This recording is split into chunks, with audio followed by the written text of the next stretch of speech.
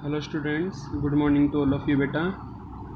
आज हम हमारा जो ध्यान रखना परजीव्स के अकॉर्डिंग हमारी सेकंड यूनिट के अंदर 2 पार्ट दे रखे हैं। ठीक है बेटा, तो जो हमारा फर्स्ट पार्ट था वो तो हो गया कंप्लीट। ठीक है, अब हम क्या पढ़ेंगे, हम सेकंड पार्ट करेंगे स्टार्ट। उससे पहले मैं आपको और एक बात बता दूं कि काफ़ी बच्चों ने मेरे पास डाउट भेज रखे बेटा, अब तक मैंने कोई वीडियो नहीं बनाई है उसके ऊपर। ठीक है, आपकी जो वीडियो बनेगी नेक्स्ट वीक के अंदर मैं डाउट सेशन ही लूँगा आपके, क्लियर है, उनके ऊपर ही वीडियो बनाऊँगा।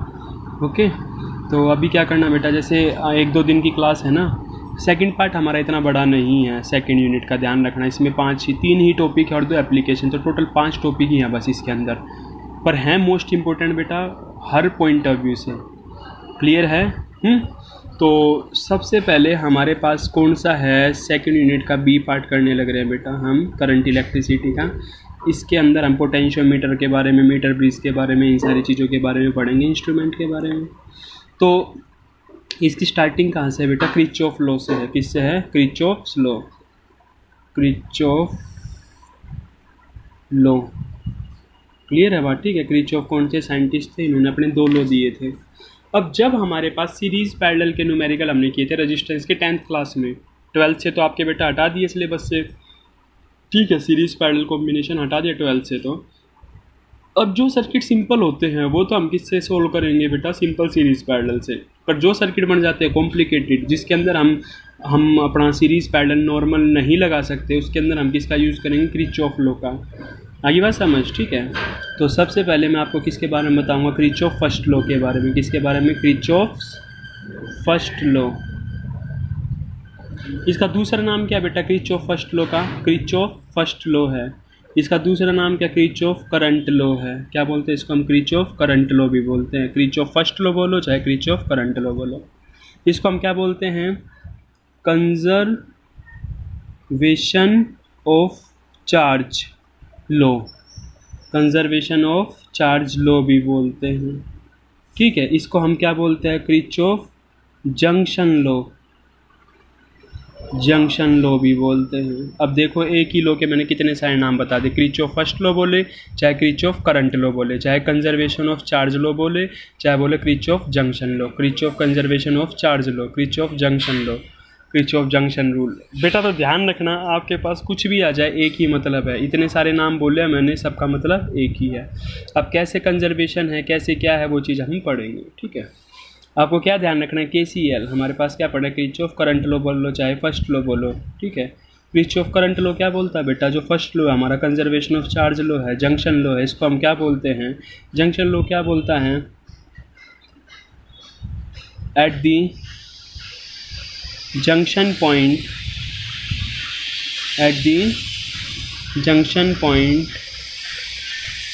इन a close circuit, at the junction point in a closed circuit, the total current is zero, clear है बात? ठीक है, टोटल करंट कितना होगा बेटा, 0 होगा। ठीक है, फॉर एग्जांपल अगर मैं आपको कहता हूँ कि ये हमारे पास क्या है, जंक्शन पॉइंट है। ठीक है, एक जंक्शन है जहाँ पे बहुत सारी वायर आके मिलने लग रही हैं। ठीक है, तो उस केस में आप क्या बोलोगे, यहाँ से करंट आने लग रहा था I1, ये जंक्शन पॉइंट है O, यहाँ से करंट आने लग रहा था I2, इस ब्रांच से करंट जा रहा था I3, यहाँ से भी करंट क्या करने लग रहा था, जाने लग रहा था I4, यहाँ करंट आने लग रहा था I5। ये हमारा जंक्शन पॉइंट है O, कहीं से करंट आ रहा है, कहीं से जाने लग रहा है। जंक्शन पॉइंट के ऊपर हम देखेंगे नेट करंट कितना होगा, 0 होगा। यही हमारा क्या है, किरचॉफ फर्स्ट लॉ है, किरचॉफ करंट लॉ है। और net current is 0 at this point, तो हम क्या बोलेंगे, I1 इनकमिंग करंट को हम लेते हैं पॉजिटिव, इनकमिंग को हम क्या ले रहे हैं, इनकमिंग करंट क्या है बेटा, पॉजिटिव। और आउट गोइंग को हम क्या ले लेते हैं, आउट गोइंग करंट को क्या ले लेते हैं हम, नेगेटिव। इनकमिंग जो आने लग रहा है उसको हमने क्या ले लिया, प्लस का I1। I2 भी कैसा है, तो आप बोलोगे सर ये भी इनकमिंग है, I2। I3 कैसा है, आउट गोइंग, तो इसको हम क्या लेंगे, माइनस I3। I4 कैसा है, ये भी बाहर जा रहा है, तो ये क्या लिखेंगे, माइनस I4। I5 कैसा है, इनवर्ड है, तो क्या लिखेंगे, प्लस का I5। किसके बराबर आ जाएगा बेटा, 0 के बराबर।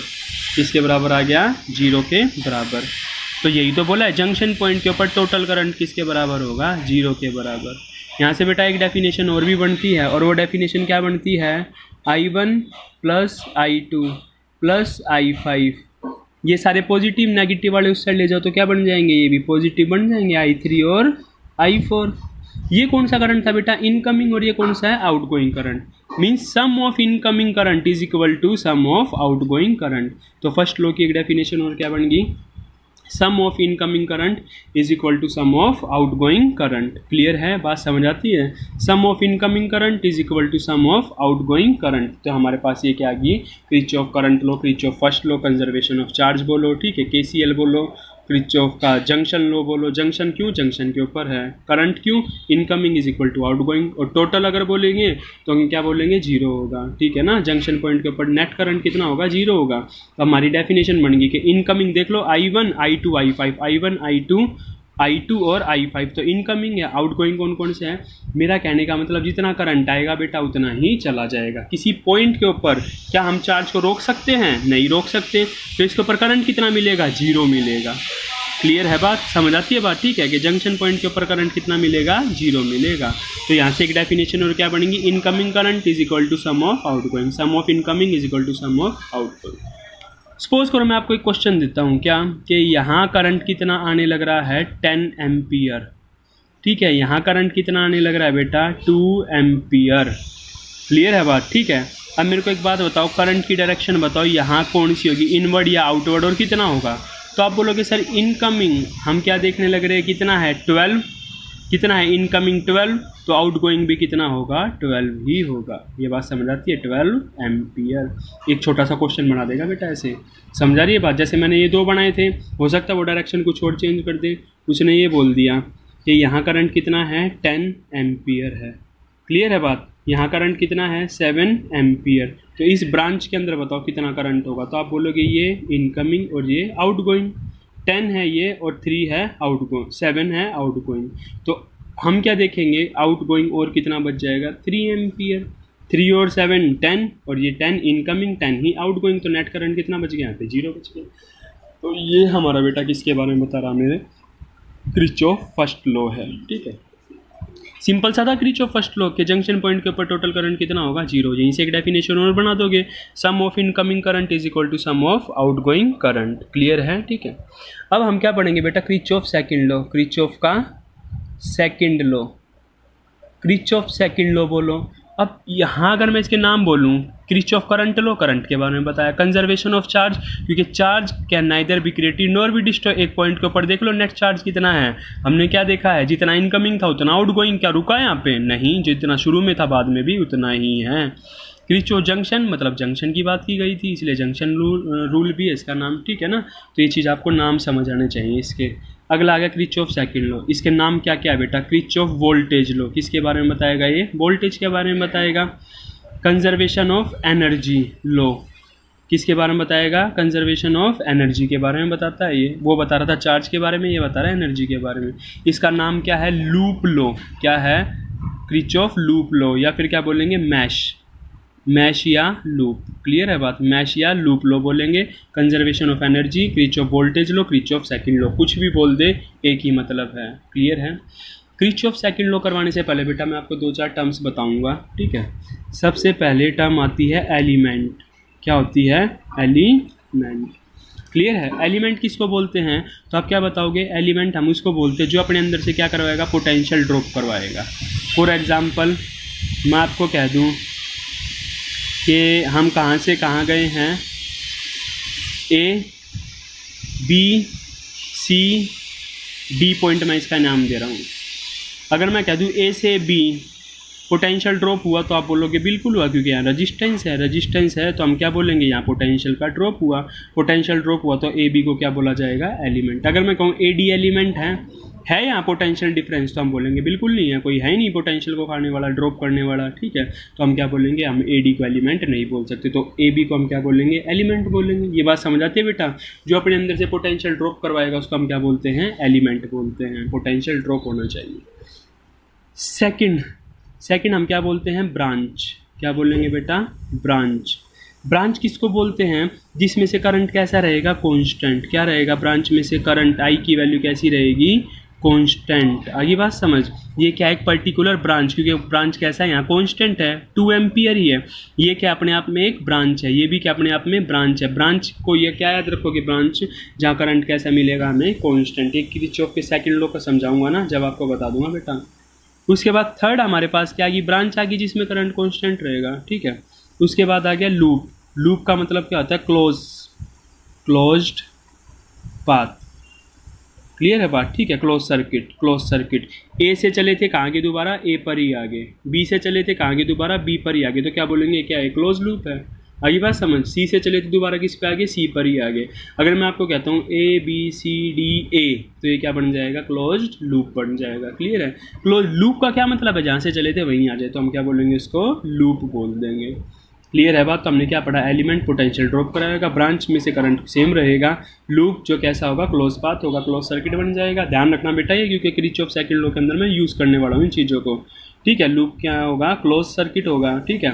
उसके बाद जो अगला हमारा है वो हम किसकी बात करेंगे? जंक्शन की। किसकी बात करेंगे? जंक्शन पॉइंट किसको बोलेंगे? जहाँ टू और more than two lines are join. Clear है बात? 2 और more than 2 lines are join, ठीक है। या फिर सॉरी, मोर देन 2 लाइन्स कर लो खाली। More than 2 lines are join. जहाँ क्या होगी? 2 से ज़्यादा लाइन ज्वाइन करेंगी। फॉर एग्जाम्पल अगर मैं इस सर्किट को और आगे बढ़ा दूँ, ऐसे कर दूँ इस सर्किट को, तो ये पॉइंट कौन सा बन जाएगा बेटा? यहाँ से भी करंट है, यहाँ से भी रास्ते हो गए ना, 2 से ज़्यादा। मैं अगर कहूँगा कि बी पॉइंट को मैं बोल सकता हूँ क्या? जंक्शन। तो बी को जंक्शन हम नहीं बोलेंगे। जंक्शन के लिए हमें क्या चाहिए? 2 से ज़्यादा लाइन चाहिए। क्लियर है बात? तो उसको मैं क्या बोलूँगा?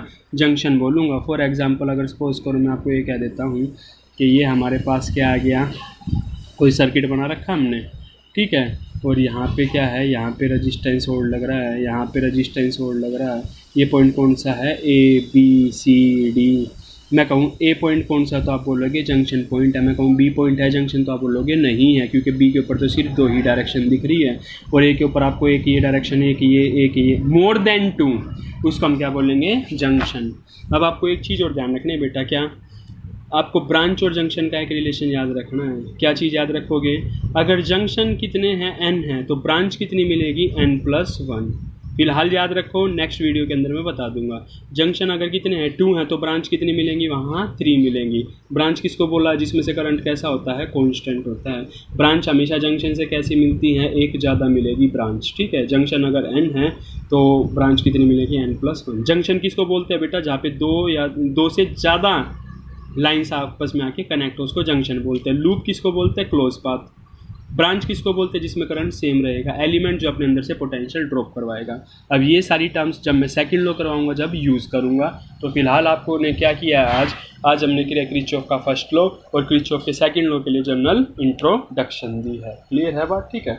अब एक चीज़ और देख लो बेटा इसके अंदर, उसके बाद मैं सेकंड लॉ करवाऊँ। मैं आपको बोलता हूँ एक सर्किट है हमारे पास, यहाँ पे क्या करने लग रहा है बेटा? करंट फ्लो करने लग रहा है। करंट क्या कर रहा है? फ्लो करने लग रहा है। Positive negative. करंट की डायरेक्शन क्या होती है? Positive to negative. पता ही है सबको, positive to negative current flow करता है, ठीक है। अगर मैं कहूँ इस ए पॉइंट का पोटेंशियल ज़्यादा है या बी का पोटेंशियल ज़्यादा, तो आप क्या बोलोगे? ए का पोटेंशियल कैसा है? ज़्यादा, क्योंकि ए किसके साथ है? पॉजिटिव। और बी का पोटेंशियल कैसा है? कम है, ठीक है। बी का पोटेंशियल कम है। बी का पोटेंशियल कम है। क्यों है बी का पोटेंशियल कम? क्योंकि नेगेटिव के साथ कनेक्ट है। बात समझ आती है बेटा? ठीक है। तो सिर्फ मैं आपको क्या बताना चाह रहा था कि जो करंट की डायरेक्शन होती है ना, तो उस केस में अगर मैं आपको ये लिखूँ VA माइनस VB, तो आप क्या बोलोगे? सर कैसा आएगा? पॉजिटिव। क्यों आएगा पॉजिटिव? क्योंकि ए का पोटेंशियल कैसा है? ज़्यादा है, और बी का पोटेंशियल कैसा है? कम है। सपोज करो इसका पोटेंशियल कितना है? 100 वोल्ट है, इसका कितना है? 70 वोल्ट है। 30 वोल्ट ये खा गया अपने अंदर से, पोटेंशियल ड्रॉप हो गया इसके अंदर से, इसका रेजिस्टेंस का कुछ ना कुछ V=IR खा गया, कुछ ना कुछ ड्रॉप हो गया। तो हम क्या निकालेंगे? 100 माइनस 70 कितना आ जाएगा बेटा? प्लस का 30 आएगा।